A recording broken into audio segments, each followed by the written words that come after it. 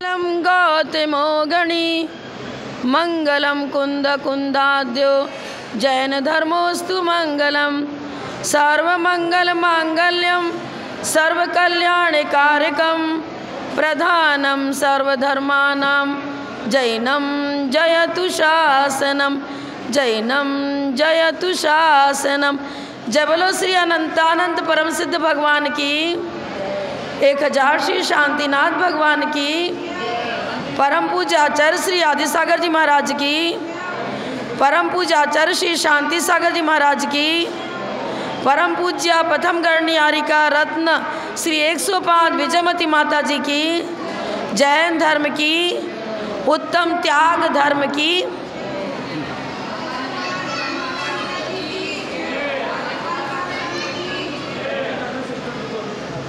आर्या संघ पृथु प्रधान गणनी विजया सती विंसते प्रोन्नत ज्ञान समुज्ज्वला कृतिधरा सीता समादर्शिका आदि सिंधु सुपट्ट शिष्य निकटे प्राप्ता गुणानेकदा आप्त ज्ञान तब तपोनुरक्त विमला कुर्वन्तु मे मंगलम कुर्वन्तु ते मंगलम कुर्वन्तु न मंगलम।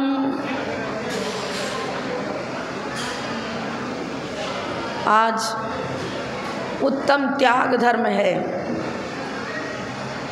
त्याग किसे कहते हैं?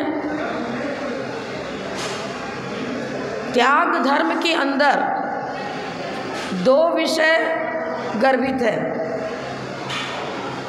त्याग धर्म है और दान पुण्य है। एक ही सिक्के के 2 पहलू। सिक्का में 2 साइड रहता है ना, एक साइड का सिक्का कोई होता है क्या? नहीं। इसी तरह से त्याग धर्म की चर्चा हम 2 प्रकार से करेंगे। त्याग के रूप में त्याग का स्वरूप क्या है और दान का स्वरूप क्या है। व्यवहार नय की भूमिका में दान की चर्चा होती है और निश्चय नय की भूमिका में त्याग की चर्चा होती है। तत्वार्थ सूत्र में आपने पढ़ा है अनुग्रहार्थम सस्याति सर्वो दानम। अनुग्रह किसे कहेंगे? स्व और पर दोनों का हित जिसमें मौजूद हो उसे कहते हैं अनुग्रह। किसी ने दान दिया, स्व का अनुग्रह क्या हुआ? उसको पुण्य अर्जन हुआ। सोपकार पुण्य संचय। दान देता है कोई व्यक्ति, आहार दान, औषध दान, ज्ञान दान, अभय दान आप करते रहते हो, इससे क्या होता है? पुण्य अर्जन। ये सोपकार हुआ। और जिसको दान दिया, आपने आहार दिया, औषध दिया, उस त्यागी व्रति के को भी लाभ मिलता है। संयतस्य ज्ञानस्य वृद्धि परोपकारम। जो संयमी जन हैं उनको आहार औषधि शास्त्र दान आदि दे करके उनका उपकार क्या होता है? वो अपने ज्ञान ध्यान तप की वृद्धि करते हैं। आहार के बिना उनके ज्ञान तप की वृद्धि नहीं हो पाती है, क्योंकि शरीर बल नहीं रहने पर स्वाध्याय आदि नहीं कर पाते हैं। अब प्रश्न उठता है कि किस प्रकार से हम अपने जीवन में त्याग धर्म को प्रकट करें। तो हमें त्याग के स्वरूप को भी समझना पड़ेगा और दान के स्वरूप को भी समझना पड़ेगा। त्याग विकारों का होता है, गंदी चीज़ों का। सुबह उठते हो, शौच को जाते हो, मल मूत्र का त्याग किया, विकारों का त्याग किया। अगर शौच ना होवे क्या हो जाएगा? स्वास्थ्य बिगड़ जाएगा। बहुत परेशान, किडनी खराब हो गई, मल मूत्र नहीं निकल रहा है तो क्या हो जाएगा? डॉक्टर के हॉस्पिटल दौड़ना पड़ता है। स्वास्थ्य की दृष्टि से भी विकृतियों को छोड़ने से हमारे जीवन की रक्षा होती है। जीवन की रक्षा होती है। डेली सुबह उठ करके पोछा झाड़ू पोछा करते हो, क्यों? गंदगी है, उसमें रहने से मकान शुद्ध रहेगा तो भाव शुद्ध रहेंगे, अच्छे विचारों का सृजन होगा। सफाई करते हो, पर यह लौकिक दृष्टि है। त्याग धर्म ये बताता है बाहरी कक्ष को तो जीवन भर साफ करते रहे, झाड़ू पोछा करते रहे, पर ये तो आरंभी हिंसा हो गई, इसमें पाप का बंध होता है। कौन सा विकार है जो अनादिकाल से मेरे साथ लगा हुआ है और अब तक हम उसको साफ नहीं कर पाए? कौन सा ऐसा विकार है? क्रोध, मान, माया, लोभ, राग, द्वेष, इन विकारों को हटाना है। त्याग अनुपयोगी अहितकारी चीज़ों का होता है, उसको अनुपयोगी अहितकारी जानकर छोड़ते हैं। और दान उत्तम से उत्तम वस्तु उत्तम पात्र के लिए दी जाती है। त्याग और दान में अंतर। त्याग अंतरंग अंतः कक्ष में, आत्मभूमि में अनादिकाल से जो विकृति चली आ रही है, वैभाविक परिणमन हो रहा है, राग द्वेष को छोड़ना, क्रोध, मान, माया, लोभ रूप कषायों की उत्पत्ति का न होना, पहले में जो जमा हुआ विकार है उसको तप के द्वारा हटाना, मोह छोड़ना। मोह बुद्धि हटेगी तो वो जैसे फिल्टर्ड मशीन गंदले जल को भी साफ कर देता है, उसी प्रकार त्याग के द्वारा भवों में इकट्ठे हुए विकृति को भी हम हटा सकते हैं। फिल्टर्ड मशीन साफ कर देता है, जल को स्वच्छ कर देता है। अब कैसे करना, किन विचारों से करना? आचार्य बता रहे हैं, अप्राप्त वस्तु की इच्छा नहीं होना और जो प्राप्त है उससे भी उदासीन होना।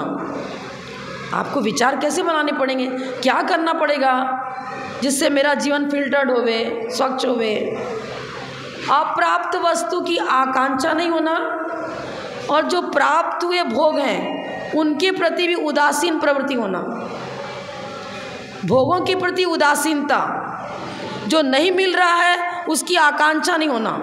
पंचेंद्रिय विषय भोग जो मेरे को प्राप्त नहीं हुए उनके प्रति भी मन दौड़ता है, मिल जाए मिल जाए।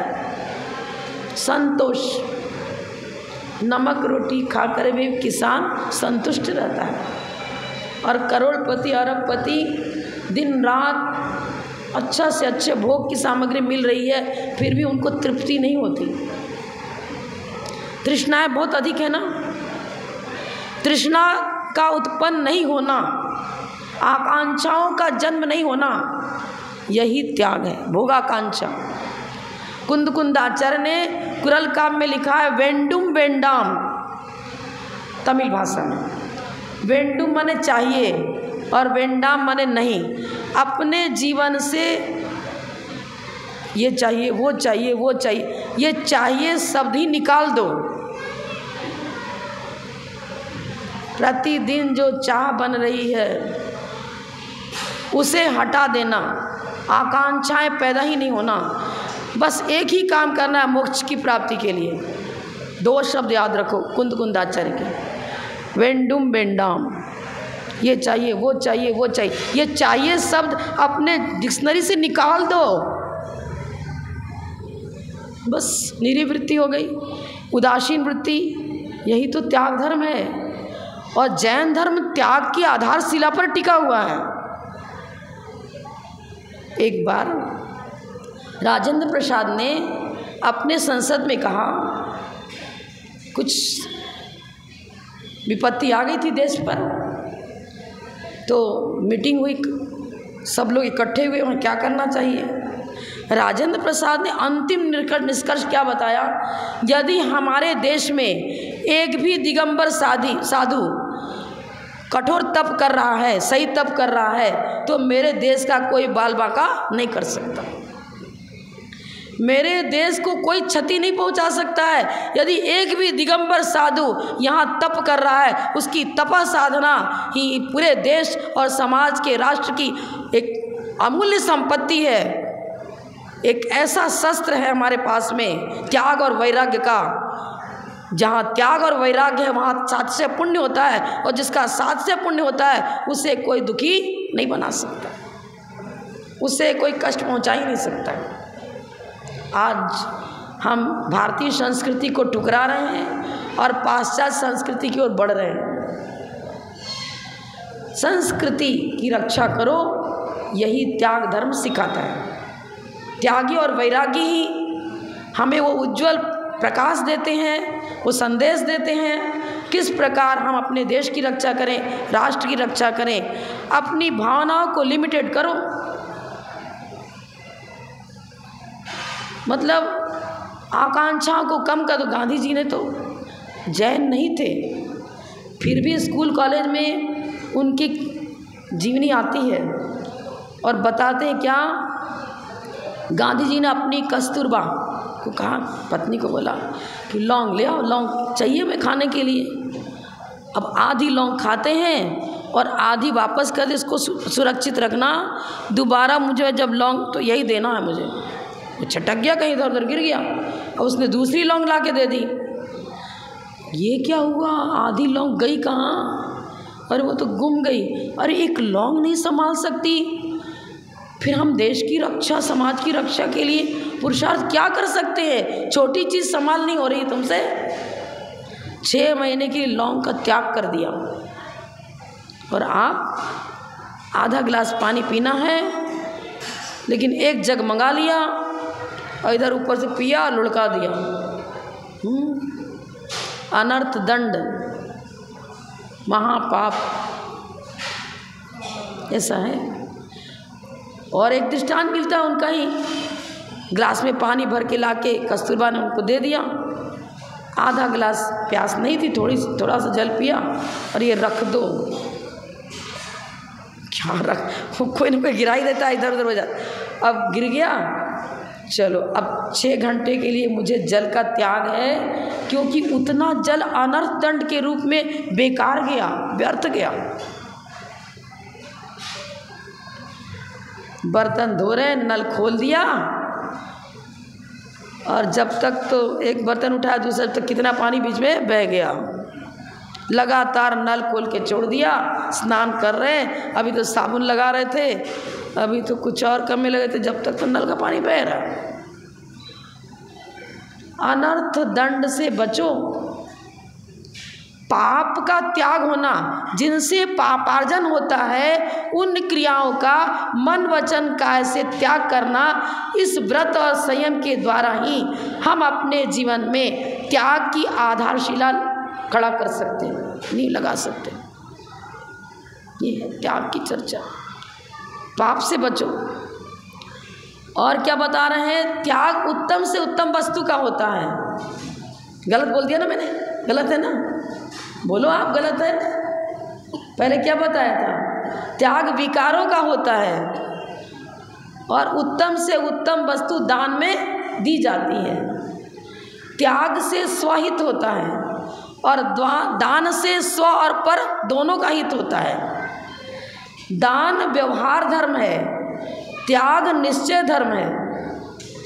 दान में परोपकार की भावना होती है और त्याग में आत्महित की भावना होती है। त्याग खोटी वस्तु का होता है और दान अच्छी से अच्छी वस्तु का होता है। बार बार मैं दोहरा रही हूँ इसलिए कि आपके दिमाग में बात जमनी चाहिए। और फिर बताया क्या? एक के बिना दूसरा जीवित नहीं रह सकता। एक सिक्के के 2 पहलू। एक सिक्का विकृत हो गया, फिर उस सिक्के से आपको कुछ भी बाजार में, मार्केट में सामान नहीं मिलेगा। दोनों सापेक्ष हैं। दान के बिना त्यागी का जीवन टिक नहीं सकता, और त्यागी हैं तो आप दान देते हो, कैसे करोगे? मुनि नहीं है तो उत्तम पात्री नहीं है, किसको आहार दान दोगे? किसको असत दान दोगे? और दानी नहीं है, श्रावक नहीं है, तो मुनि अपने रत्नत्रय की रक्षा नहीं कर पाते। दोनों सापेक्ष कथन। अब प्रश्न उठता है, दान तो आप करते हो, दान की परिभाषा हमने बता दी। क्या बता? अनुग्रहार्थम स्वस्याति सर्गो दानम तत्वाशुद्ध में। अनुग्रह, स्व पर दोनों का अनुग्रह होता है। पुण्यार्जन किया तो दाता का अनुग्रह हुआ, और जिसको दान दे रहे हैं उसका उपकार हुआ। त्यागी व्रती भी अपने स्वाध्याय अच्छी तरह कर पाते हैं, उनको आहार वगैरह मिलता है। तो लेकिन दान किसको देना? पात्र 3 प्रकार के हैं वैसे तो, कुपात्र, अपात्र और सुपात्र। 3 भेद पहले ये करेंगे। कुपात्र, सुपात्र और अपात्र। फिर सुपात्र के 3 भेद होंगे, जघन्य, मध्यम और उत्कृष्ट। पहले हम सुपात्र की चर्चा करेंगे। पुरुषार्थ सिद्धि उपाय ग्रंथ में अमृत चंद्राचार्य लिखते हैं, पात्रम त्रिभेद युक्तम संयोगो मोक्ष कारण गुणानाम अविरत सम्यक दृष्टि विरता विरतस्य सकल विरतश्च। पात्र कितने प्रकार के? 3 प्रकार के। जघन्य पात्र किसको कहेंगे? अविरत सम्यक दृष्टि। जब तक सम्यक प्राप्त नहीं हुआ तब तक वो सुपात्र है ही नहीं। अब कैसे करना सम्यक दृष्टि की प्राप्ति, कैसे करना? आजकल तो ये परिभाषा बना दी है, जो जो शासन देवी देवताओं को पूजता है अथवा अनायतनों में जाता है और क्या कहेंगे, मतलब 20 पंथी साधुओं को आहार देता है, वो सब मिथ्या दृष्टि। ऐसी परिभाषा व्यक्तिगत बना ली गई है, बना ली गई है नहीं। भवनवासियों में भी 4 गुण स्थान होते हैं। आप धवला, महाधवला, कर्मकांड, जीवकांड सब खोलकर देख लो। भवनवासी जो देव हैं वहाँ पर सब प्रकार के देव पाए जाते हैं। किसी का पहला गुण स्थान है, किसी का दूसरा, किसी का तीसरा और किसी का चौथा। सौधर्म इंद्र अवधि ज्ञानी होता है और पूरा तो हम ठीक से कन्फर्म नहीं बता सकते, लेकिन सम्यक दृष्टि है। और अनेक सौधर्म इंद्र ऐसे भी हैं जो क्षयिक सम्यक को प्राप्त कर चुके हैं। आपको सौधर्म इंद्र अनेक कहाँ से हो जाएंगे, यही बोलोगे ना? अरे तो यहाँ पर क्षेत्र कर्मभूमि कितनी है? क्या विदेश क्षेत्र नहीं, 32 नगरियाँ नहीं है क्या? ऐरावत क्षेत्र नहीं है क्या? भरत क्षेत्र है कि नहीं है ना? अब एक ही सौधर्म इंद्र होता है, मान लिया क्या है ही। लेकिन जब वो अभिषेक करता है एक साथ सब जगह, यदि तीर्थंकर उत्पन्न हो गए तो अनेक रूप बना लेता है विक्रिया के द्वारा। है तो एक ही इंद्र, सौधर्म तो एक ही इंद्र होता है, लेकिन विक्रिया से अनेक कार्य करता है, संपादन करता है। तो ये चर्चा तो यहाँ गौण रूप में होगी। अब मैं कन्फर्म इसलिए नहीं बता पा रही हूँ कि सौधर्म इंद्र का पद क्षयिक सम्यक दृष्टि प्राप्त कर सकता है, शोभसम सम्यक दृष्टि प्राप्त कर सकता है, दोनों प्राप्त कर सकते हैं। लेकिन सभी सौधर्म इंद्र एक भवावतारी होते हैं, इतना पक्का है। अब जब अवधि ज्ञान उसको है तो मिथ्या दृष्टि को गंध कुटी पर छत्र चमर ढोलने के लिए नहीं खड़ा करेगा। जिन शासन की प्रभावना मिथ्या दृष्टि नहीं कर सकते हैं, सम्यक दृष्टि ही जिन शासन की प्रभावना करने की योग्यता रखते हैं। और शासन देवी देवता उनको कहते हैं जिनके अंदर जिन शासन को की प्रभावना करने की क्षमता है, योग्यता है, जो सम्यसन को प्राप्त कर चुके हैं। असंयत सम्यक दृष्टि है, पूज्य नहीं है। असंयत सम्यक दृष्टि है, पूज्य नहीं है, किसी प्रकार से पूज्य नहीं है, पूजक हैं। पूजक, जैसे आप भगवान की पूजा करते हो तो भी स्वर्ग में रहने वाले देव हैं, पूजक हैं, पूज्य नहीं है। लेकिन साधर्मी भाईवत रेस्पेक्टेड। आप एक दूसरे को जय जिनेंद्र बोलते हो ना, कोई आपकी मम्मी आगे, दादा पूर्वज हैं, जो पिताजी हैं, दादाजी हैं, दादी हैं, तो उनको जय जिनेंद्र करके, उनका चरण स्पर्श करके उनको हाथ जोड़ते हो ना। परिजन पुरजन अपने अपने योग, जिसको जिस प्रकार जिसका रेस्पेक्ट होना चाहिए उस प्रकार करते हो। तो असंयत सम्यक दृष्टि मात्र सम्यक की अपेक्षा हमारे लिए आदरणीय है। उनके पास संयम नहीं है तो संयमी नहीं है तो मुनिवत देवशास्त्र गुरुवत आदरणीय नहीं है, पूजनीय नहीं है, पूज्य नहीं है, पूजक है। पर साधर्मी भाईवत का आप आ गए, बहु बेटियाँ आती हैं, वस्त्र गहना सब उनको देते हो, उनका श्रृंगार भी होता है, पढ़ाते हो, देते हो ना, पहनते तो है ना। तो ये एक साधर्मी भाई को वस्त्र आभरण देते हैं, इस प्रकार देन लेन है, पूज्यता नहीं है। पर सुपात्र हैं क्योंकि सम्यक दृष्टि है ना, पात्र में गर्वित हो जाएंगे। अविरत सम्यक दृष्टि को जघन्य पात्र कहा है, इसलिए उत्तम से उत्तम वस्तु उनके लिए हम देते हैं, वस्त्र आभरण आदि प्रदान करते हैं और भी श्रृंगार आदि करके मिष्टान पकवान आदि भी उनको समर्पित करते हैं। बहु बेटियों को अर्घ्यम निरुपामिति स्वाहा थोड़ी बोलते हो आप। आपकी बेटी आई, उसको कुछ देन करते हो तो क्या देने के समय समर्पयामि संस्कृत शब्द है, मैंने देना लेना हिंदी में, व्यवहार की भूमिका, दोनों में बहुत अंतर है। देवी देवताओं को तो ग्रहण करो, हम आपका सत्कार कर रहे हैं, हम आपका सम्मान कर रहे हैं। और भगवान की पूजा करते हो, गुरु की पूजा करते हो तो जन्म जरा मृत्यु विनाशना है, जलम निरुपामीति स्वाहा बोलते हो, मोक्ष मार्ग की इच्छा।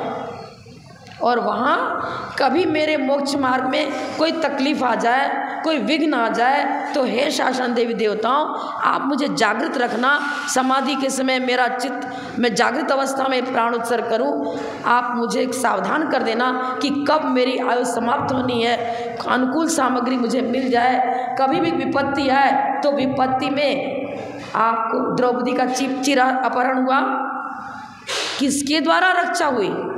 सीता मारिन के अग्निकुंड जब उनको कूदना पड़ा, अग्नि परीक्षा हुई, किसके द्वारा रक्षा हुई? रक्षक, बाह्य निमित्त के रूप में रक्षक, उपादान के रूप में नहीं।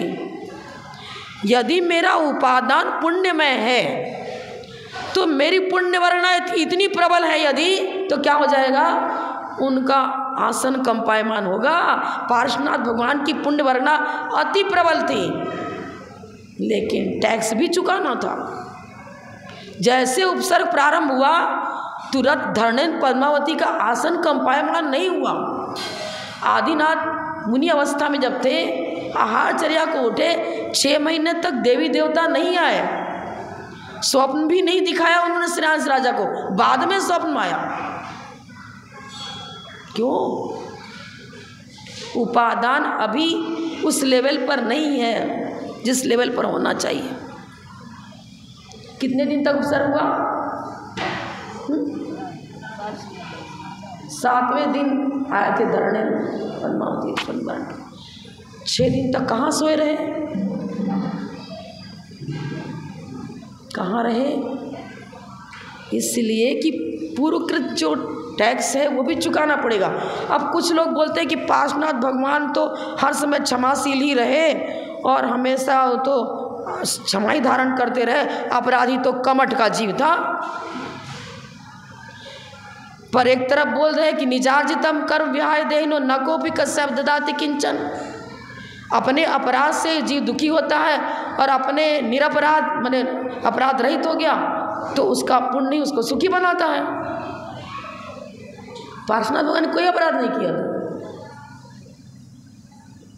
दर्शन मोहिनी के परिणाम उनके बने थे। भाई के प्रति मोह जागृत हो गया था। उनके भाई ने उनकी पत्नी का शील अपहरण कर लिया तो भी भाई के प्रति राग नहीं छूटा और उसको लेने के लिए पहुंच गए जंगल में। चल मेरा भाई तो है घर में। अरे क्या हो गया? शील को महत्व नहीं दिया, शील संयम को महत्व नहीं दिया।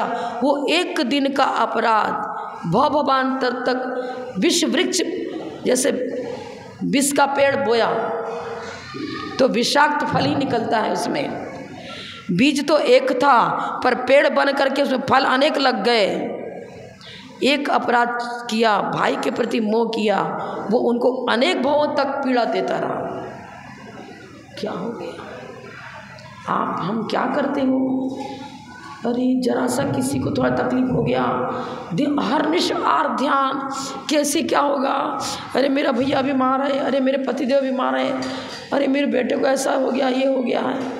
आर ध्यान न करते हुए उनकी आरोग्यता के लिए वो काम करना जिस काम को धनंजय कभी नहीं किया था। विषापार स्तोत्र की रचना कर दी, जिनेंद्र भक्ति की थी। एकाग्र होकर पार्श्वनाथ भगवान के समीप 24 में से किसी तीर्थंकर के सामने बैठ जाओ और नमोकार मंत्र का एकाग्र चित्त होकर के ध्यान कर रहे हो और नमोकार मंत्र के द्वारा उनको ऊर्जा प्रेषित कर रहे हो। एक बल बिल्कुल मोह बुद्धि नहीं है। अभय दान, प्राणी मात्र के प्रति राग नहीं, द्वेष नहीं।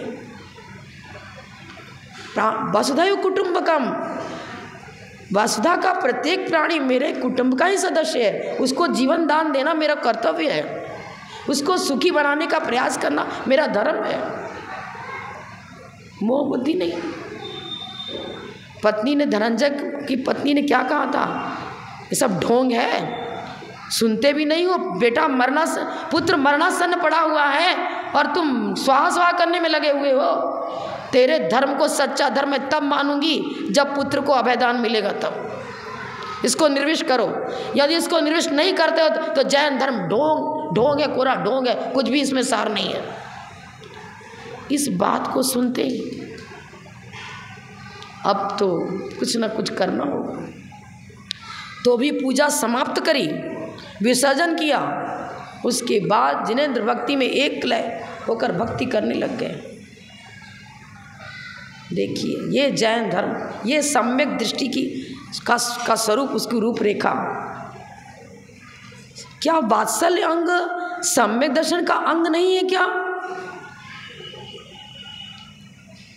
एकेंद्रीय से लेकर पंचेंद्रीय तक किसी भी जीव से घृणा नहीं रखना, फिर देव पर्याय में किसी भी गुण स्थानवर्ती हो, चाहे मिथ्या दृष्टि हो या सम्यक दृष्टि हो, हमारा हाथ उनके प्रति हित की भावना ऐसे होना चाहिए। सुखी रहो, अच्छे रहो, सब जैन धर्मावलंबी बनो। यदि भुवनवासी देव कोई मिथ्यात्व के लिए आपको भी सम्यक की प्राप्ति हो, उनके प्रति ये भावना, घृणा नहीं करना, निंदा नहीं करना, निष्कासित नहीं करना। मुनिराज तो शून्यागार विमोचितावास वाले हैं। मंदिर का रजिस्ट्री तो किसी श्रावक के नाम से है जिसने मंदिर का निर्माण किया। ट्रस्टी जो उसके रक्षक हैं, कार्यकर्तागण, उनके नाम से वो मंदिर की लिखा पड़ी है। मेरा क्या अधिकार है पराये घर को अपना घर बना करके उस पर अधिकार जमाए? शून्यागार विमोचितावास अपने मूल गुणों को तो, जो हमारा अपरिग्रह के रूप में मूल गुण था, उसके प्रति तो ध्यान नहीं, ये हटना ही चाहिए।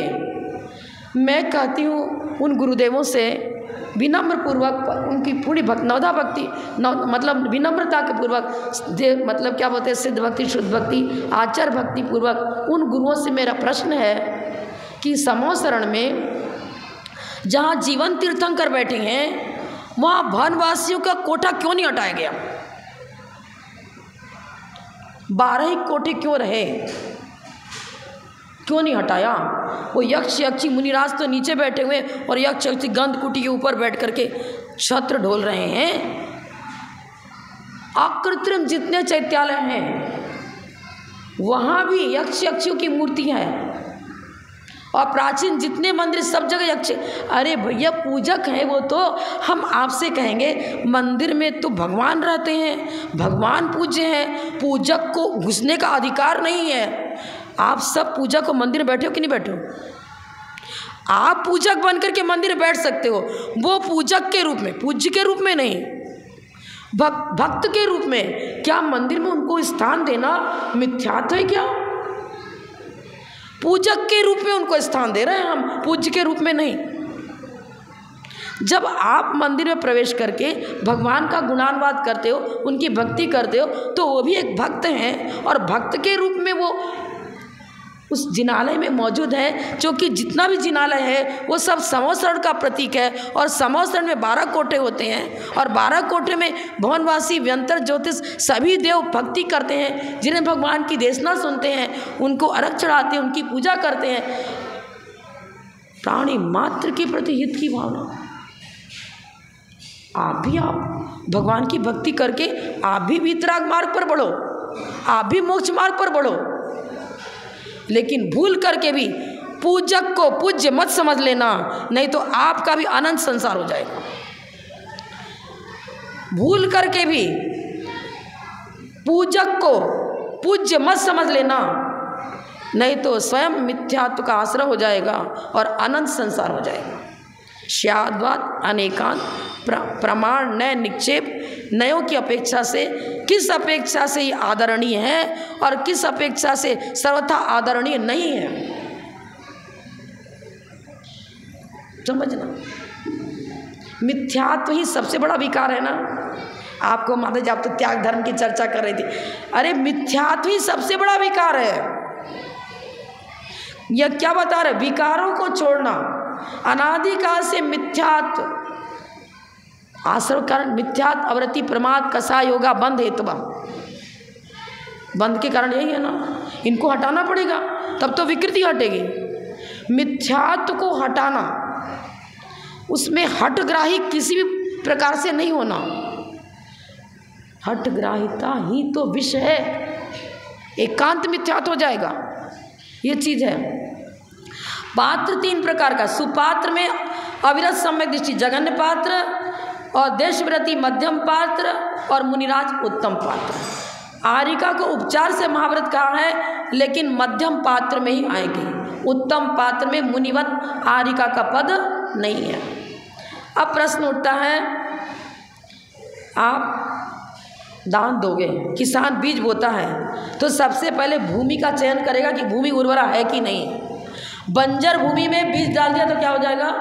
बीज भी गया और फसल भी नहीं आती है। रत्नकर्ण श्रावकाचार्य में पढ़ा ना, क्षितिगत मी बट बीजम पात्र गदम दान मल मपी काले फलति छाया विवम बहु फल मिष्टम शरीर भृतम। क्षितिगत, क्षिति माने भूमि, एक छोटा सा बट का बीज अच्छी तरह अंदर मिट्टी में डाल दिया, सिंचाई करी, एक विशाल वट वृक्ष बन जाता है। इसी प्रकार उत्तम मध्यम जघन्य किसी भी पात्र को उपयोगी वस्तु जो उनके धर्म ध्यान की साधक बनती है, उसको आपने दिया, दान के रूप में दिया। क्या होगा? एक भव का, एक दिन का दिया हुआ दान निकट भव में मोक्ष का कारण बन जाएगा। वो व्यक्ति प्रतिदिन जिनेंद्र भक्ति करता है और अपने रत्नत्रय की साधना कर रहा है, पर आपका दिया हुआ दान सहकारी कारण बन रहा है, और ये किया हुआ पुण्य फिक्स डिपॉजिट के रूप में भव में साथ में जाएगा। दिया हुआ दान ही फिक्स डिपॉजिट है, बैंक में जमा हुआ पैसा भवांतर में नहीं जाएगा, भवांतर में नहीं जाएगा। अगर ऐसा होता तो किसान तो स्टोर रूम में बीज रख देता, एक बोरी से 50 बोरी अपने आप तैयार हो जाता। फिर तो काय को फालतू मेहनत करे, धूप में खटे, फिर बीजारोपण करे, फिर खेती को संभालना करना, बहुत मेहनत करनी पड़ती, क्यों करता? इस बैंक का पैसा परवा में चला जाता आपके साथ में।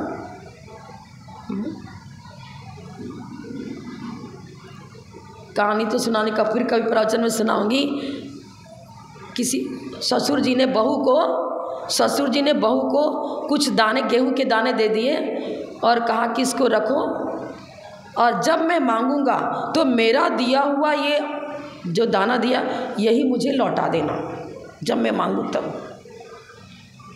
अब 4 बहुएं थी, एक ने तो कहा अरे क्या इतना तो कोठा में खा गई वो तो, अरे कुछ विशेषता होगी, कुछ मंत्र तंत्र से इसमें शक्ति डाली होगी ससुर जी ने, तब तो कह रहे इसको सुरक्षित रखना, और मैं खा जाऊंगी इसको। उसका नाम था क्या, बहू का नाम तो भूल। फिर दूसरे एक रक्षिका थी, रक्षिका, तो वो रक्षिका ने सोचा कि मैं तो इसको रत्नों की पेटी में रख दूंगी तो क्या हो जाएगा, सुरक्षित रहेगा ये। और भोगवती नाम था, उसने खा लिया। रक्षिका थी, उसने पेटी में रख दिया। और तीसरी जो थी ना, वो तो जानती थी कि अनाज है, ये जाने कब मांगेंगे, 10 बरस के बाद मांगे कि 5 बरस के बाद मांगे। उसने 5 दाने जो भी दिए थे, अच्छी जहाँ खेती उसकी खेत था उसमें बो दिया। अब पेड़ निकला, फिर दाने निकले, जो दाने निकले उसको फिर बो दिया। ऐसे 5-7 बार जितने दाने निकलते थे उसको फिर बो देती थी। अब मांगे ही नहीं रहे ससुर जी, मांगे जब तो 10-20 बोरा अनाज तैयार हो गया उसका 5 दाने से। अब ससुर जी कहते कई बरस हो चुके आप सब बहुओं को, अब मैं वृद्ध हो गया हूँ, अब मुझसे गृहस्थी संभाल नहीं होती है, आप सबको मैं कुछ न कुछ आदेश देना चाहता हूँ ताकि आप संभालो सब इसको, लेकिन पहले मैंने जो दाने दिए थे उसको लौटाना है। तो रक्षिका तो बहुत खुश होती है कि मैं तो रत्नों की पेटी में रखा था, ये तो क्या है, इसके पास तो कुछ था ही नहीं, क्या करेगी रक्षक, इसके पास तो कुछ है ही नहीं, और इसका तो सबका गम गया होगा, मेरा तो सुरक्षित होगा। भोगवती को सबसे पहले कहा तो उसने बोरी में से दूसरे दाने निकाल के दे दिए। समझ में रहे, मेरे दाने में पहचान था, मैं तो खा लिया था। अच्छा, दूसरे को कहा तो रत्नों की पेटी खुशी खुशी लाती है, और ये तो क्या हो गया, चूरा, कीड़े और बिलबिला रहे उसके अंदर, घुन गए बिल्कुल, उसमें स्मेल और आ रही है, कीड़े, मरे हुए कीड़े भी तो पड़े थे ना साथ साथ में, उन्हें क्या दिया उसने। और रोहिणी को बुलाया तो कहने लगी कुछ आप साथ में व्यक्ति दो, आपके दाने इतने भारी हैं मैं नहीं उठा सकती हूँ। अरे क्यों, हम तो 5 दाने दिए थे। अरे पिताजी, ससुर जी, वो अनाज था, घुन जाता था ना, पिता के नाम से पूरा घर चलता है, पुत्र पौत्र में कुल तो उसी का लिखाता है ना, तो जो दाने दिए थे वो कई दाने उससे तैयार हो गए, मैंने ऐसा किया था, वो सब आपका दिया हुआ कहलाएगा, क्योंकि उसी की परंपरागत प्राप्त हुए वो सब, तज्जन्य ही है, तज्जन्य है तो वही मानना पड़ेगा। चलो देखो कोठा भरा पड़ा हुआ है, तो छोटा सा कोठा। अब क्या किया, गृहिणी पूरे घर की मालकिन किसको बनाया, रोहिणी को, क्योंकि उन्नति करेगी ये तो और जो रक्षिका थी उसको क्या कर दिया, तुम इसकी सहयोगी, रक्षक, देखभाल करोगी, संपत्ति का रक्षण करना। भोगवती को रसोई घर सौंप दिया, रोटी बनाओ, खाना वाना सबको खिलाओ। समझ में आया, हमें क्या करना, रोहिणी बनना है, यहाँ के पुण्य को प्रभा में भी ले जाना है। आज ये अभी तो 10 लक्षण पर्व चल रहा है, सब त्याग व्रत कर रहे हो, लेकिन 10 दिन का ही धर्म नहीं होता है। धर्म तो भवांतर तक, जब तक मुक्ति नहीं मिलती है तब तक उसको विकसित करने रहना, उसको बराबर संभालना है और विकसित करना है। प्रतिदिन का कुछ ना कुछ हमारा ऐसा त्याग व्रत होना चाहिए। क्या बताया था हमने, अप्राप्त वस्तु की चाह नहीं होना। अरे मेरे को देखो ना, वो कितनी अच्छी साड़ी पहने थी, अब मेरे पति मुझको ला के नहीं देते हैं, कहते अब घर में कला मचा दी, ला के देना ही पड़ेगा आपको, करना ही पड़ेगा, करना। ये क्या आकांक्षा है, तृष्णाएं क्या कर देंगी, अगले भाव में इसी एक तृष्णा और आकांक्षाएं दरिद्र कुल में पैदा होने का कारण बन जाएगी। और मुनिराज निरंतर वेश धारण कर, उदासीन वृत्ति, कुछ नहीं चाहिए। वो समोसरण में तीर्थंकर के पास तो नाना प्रकार की विभूतियाँ, छत्र चमर भामंडल, सबसे उदासीन। ये उदासीनता ही लौकिक वैभव को भी भौभव में प्राप्त कराने में कारण बन। उदासीनता, चाह नहीं, चाह से तो पाप का बंध होता है, असाता का बंध होता है, और दरिद्र कुल में जन्म लेने का वो बाह्य निमित्त बन सकता है। रहते हुए मुझे नहीं चाहिए है, लेकिन मैं आज मुझे तली हुई चीज़ नहीं खाना है, स्वास्थ्य के लिए हानिकारक होता है। जिह्वा इंद्रिय के विषय को जीतना है, नीरस भोजन करना है, रस परित्याग करना है। घर में एक से एक पूरी पकवान मिष्ठान बना पड़ा रखा है, लेकिन सेठ जी खाने बैठे, कहने लगे नहीं आज तो मैं नीरस भोजन करूँगा। इंद्री जय, देख के अच्छा से अच्छा पकवान मिष्ठान रखा है, भोजन बन करके आया, खीर बनी थी और खीर अच्छी भी लगती थी, लेकिन मेरे तो आज त्याग धर्म है, जो अच्छी चीज़ लगती उसी को निकाल दूंगा, नहीं खाऊंगा। चाह इच्छाओं को जीतना, यही तप है और यही त्याग है। त्याग के बिना तप नहीं, तप के बिना त्याग नहीं, एक ही चीज़ है। तो उर्वरा भूमि, हम स्वयं अपनी भूमि को उर्वरा बनाएं, ताकि एक दिन का पुण्य किया प्लस पर प्लस ब्याज सहित भव में मुझको मिलता रहे। अब कुपात्र किसे कहते हैं? अरे वाह, बहुत टाइम हो गया था। 2 लाइन में बताऊं, कुपात्र और सुपात्र की चर्चा तो बहुत लंबी चलेगी। कुपात्र किसे कहेंगे? जो मिथ्यात्व सहित है, मिथ्या दृष्टि देवी देवता और मिथ्यात्व सहित, वो कुपात्र होगा।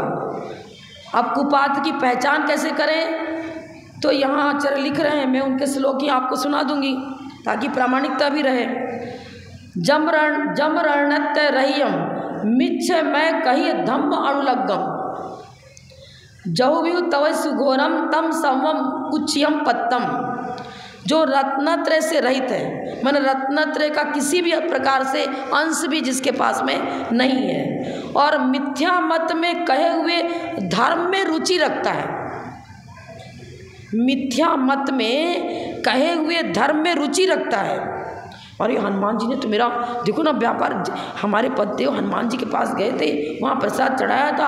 अब मैं तो पहले रोटी भी खाने को नहीं थी, अब मेरे को बहुत धनाढ़ हो गया मैं तो यही तो सच्चा धर्म है जो मुझे धनाढ़ बनाता है। जो मुझे धनाढ़ बनाता है वो सच्चा धर्म है। और जैन धर्म, सच्चा धर्म कौन है?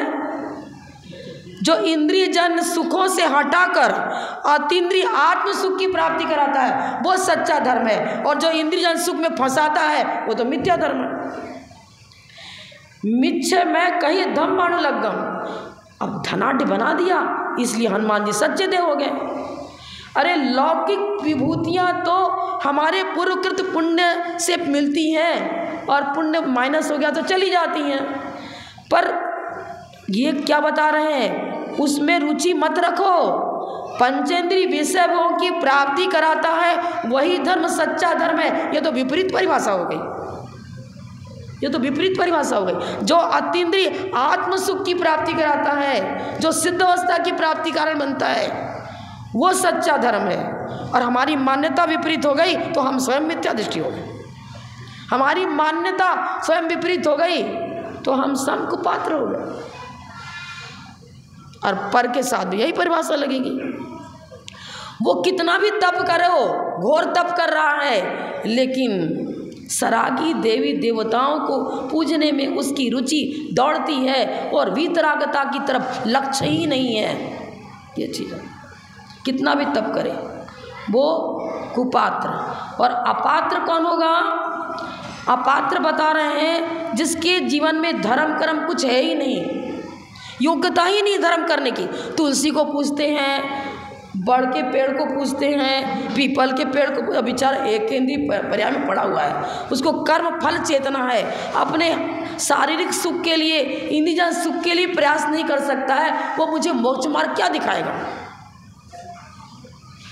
लौकिक दृष्टि से ऐसा है, तुलसी का वृक्ष वास्तु दोष को दूर करता है, मतलब ऊर्जा उससे पॉजिटिव मिलती है, तो कहते हैं भाई हितकारी है। पर शारीरिक सुख लौकिकता की दृष्टि से हितकारी है। तो जो हित किसे कहेंगे? जो आत्महित करे, शरीर को सुखी बनाए, उसको हित की चर्चा हमारे जैन धर्म में नहीं है, गौण पक्ष में है, मुख्य में नहीं है। अब तुलसी को पूज रहे हैं, बड़ के पेड़ को पूजते हैं, पीपल को पूजते हैं, अपात्र धर्म कर्म विहीन, वो तो अपने जीवन को सुखी बनाने के लिए प्रयास नहीं कर पा रहा है। धूप लग रही तो पेड़ उठ करके छाया में चला जाएगा क्या? या चट्टाने तप रही पहाड़ की तो पहाड़ हट करके कोई किसके मकान में छाया में घुस जाएगा क्या? एक कर्म फल चेतना, अपने को सुखी नहीं बना सकता, दूसरे को क्या सुखी बनाएगा? फिर उसकी पूजा से क्या लाभ मिलेगा मुझे? उनके प्रति ऐसा है हित की भावना रखना।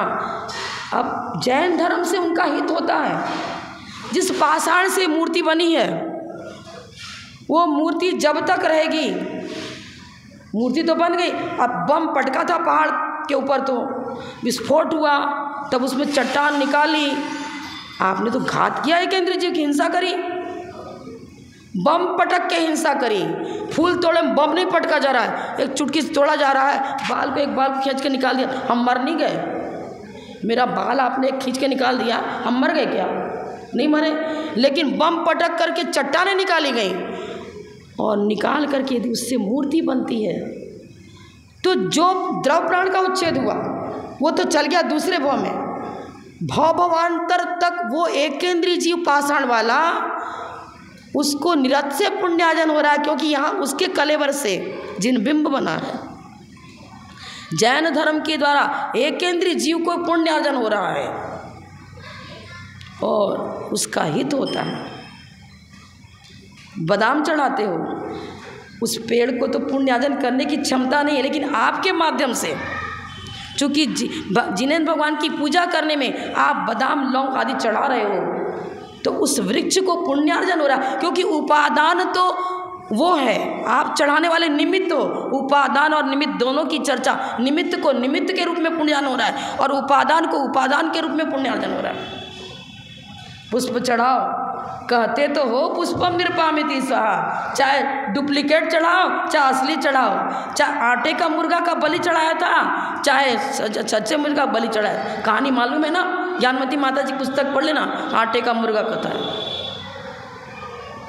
पर विवेक पूर्वक